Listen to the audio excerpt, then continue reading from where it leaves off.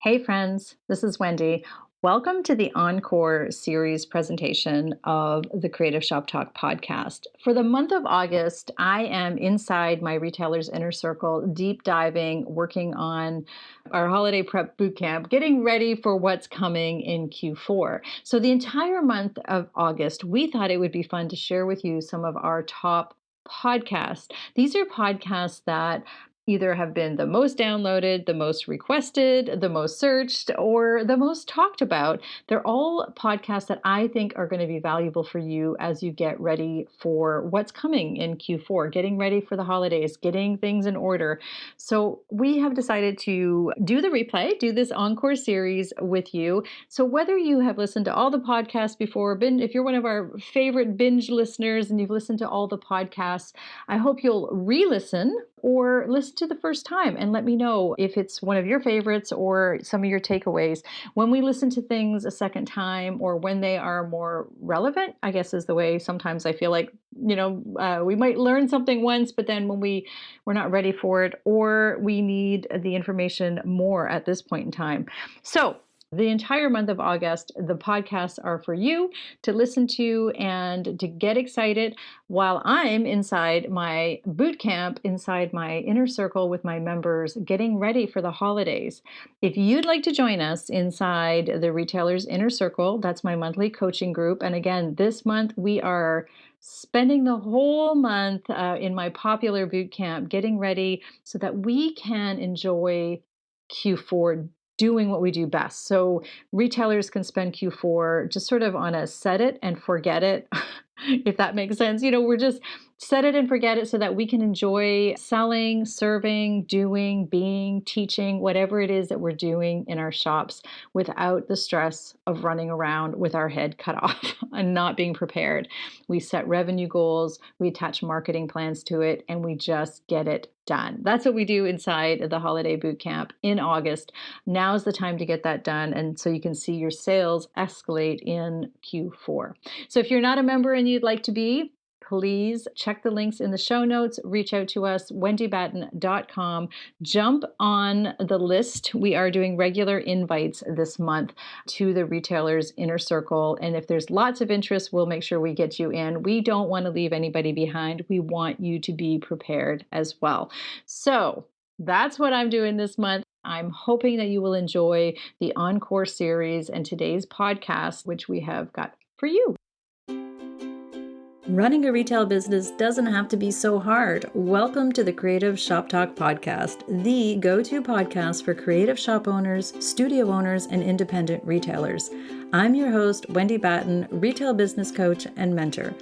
Each week, I'll share simple, proven business strategies, inspiring stories from fellow retailers, and advice from industry experts. Together, we're going to work to find the success you want from your retail business with more profits in your till and a little more joy in your life. Today is such an important topic. We're going to be talking today about becoming the CEO of our business. Kind of a scary word sometimes for some of my retailers. I say that and they think corporate, they think they're not building a empire with, like Pottery Barn and the great big giant ones. So I want you to think about your business though, you are not just the shopkeeper. You have not created just a job for yourself. You have created a business. So you are the CEO of your business.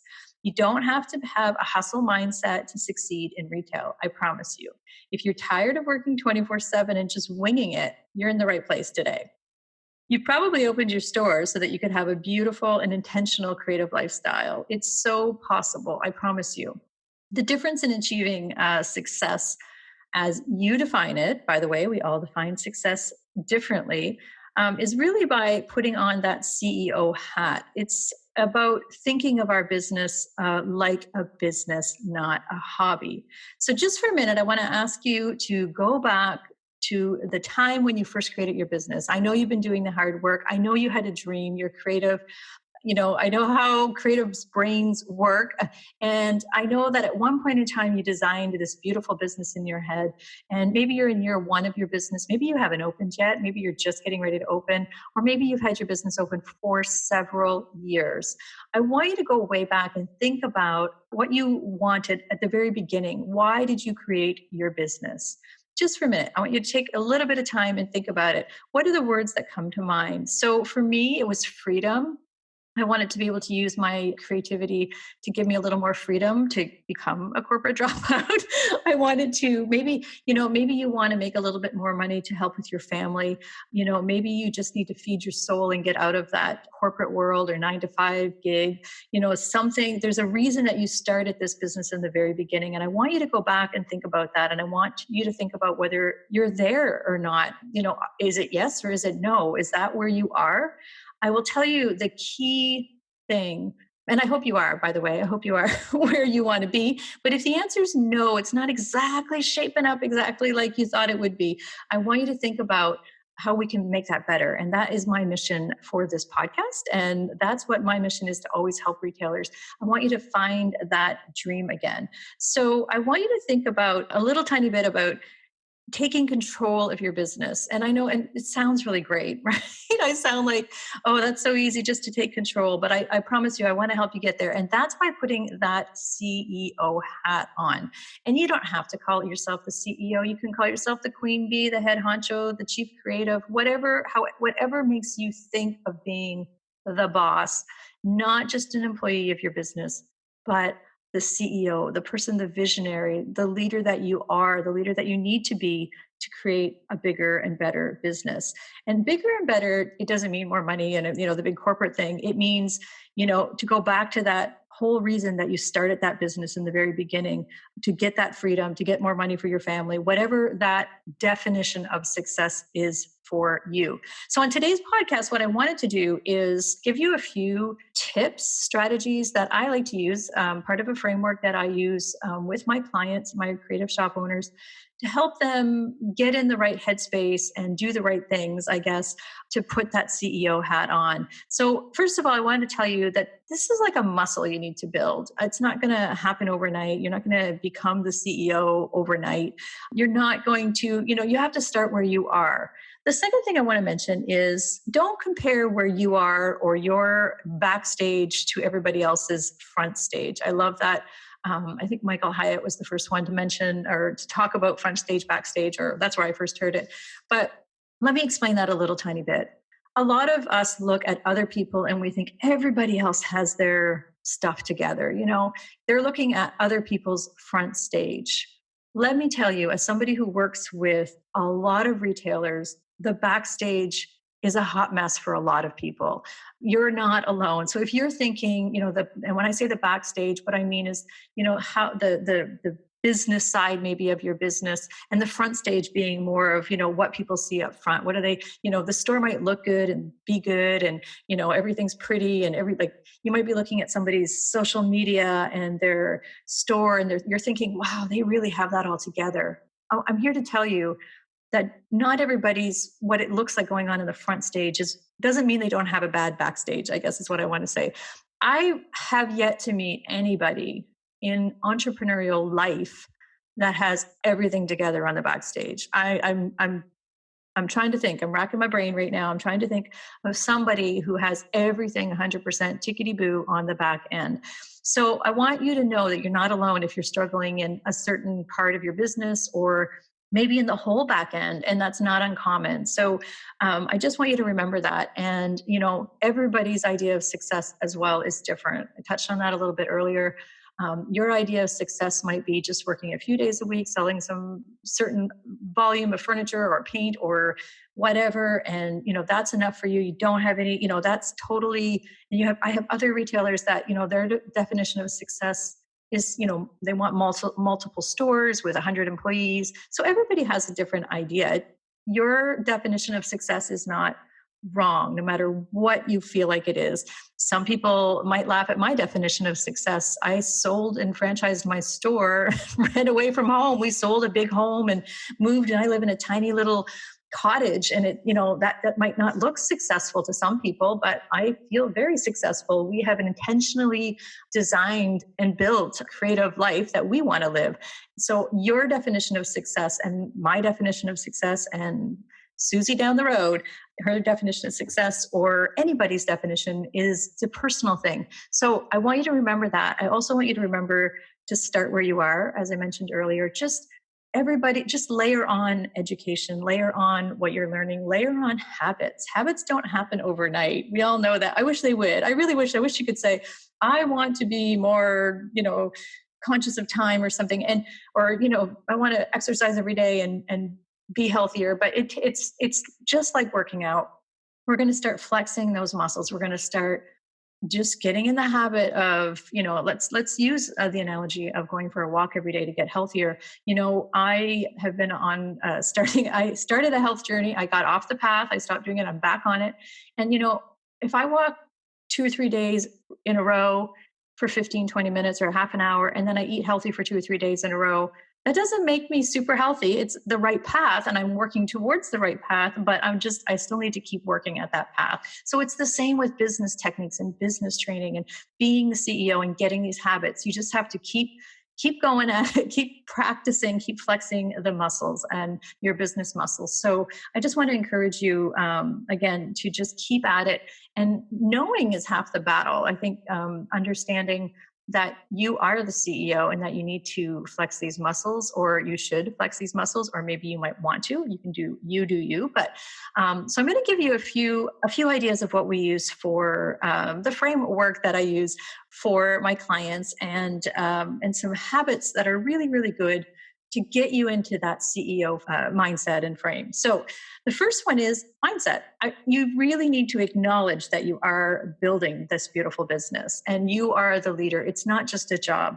Guys, it is not just a job. This retail business that you're building, and we are so fortunate. We are in such an amazing, we're not selling widgets every day. We get to sell products that we're passionate about. We get to explore our creativity. We get to talk to amazing customers, sell beautiful products. So we are so fortunate, and we can build this clientele. We are in a great position. But the next step of that is to make sure that you're acknowledging that what we are doing is running a business. So we step outside of the busy work that we're in all the time, and we have to remember to look at it like a business, not just our hobby. So I often say a hobby mindset equals hobby profits. So think about that. I'll say it again. A hobby mindset equals hobby profits. And we don't want that. We want to have business profits. So we don't say, that we're not out to make $1 million, or maybe we are out to make $1 million. And your success may not involve, making tons of money, but we are in business and we are here to make a profit.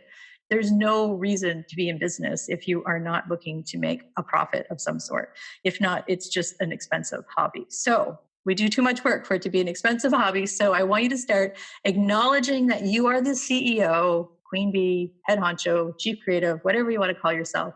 And that is the first step in becoming the CEO, is acknowledging and being of the mindset. Or a second idea or way to move ahead as being the CEO is to never stop learning. This is such a key thing. We all started as a hobby. Most of us started as a creative hobby. Maybe you have some training, but you took training in that. We learned and we grew, and, we understand the skill sets. So with the never stop learning, I mean, even, about your skill, your creative skills.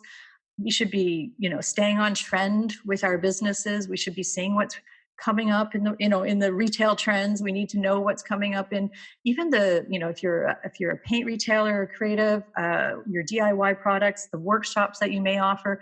We need to keep our skill set up so we can never stop learning. That also goes to business skills. We need to keep layering on new business skills.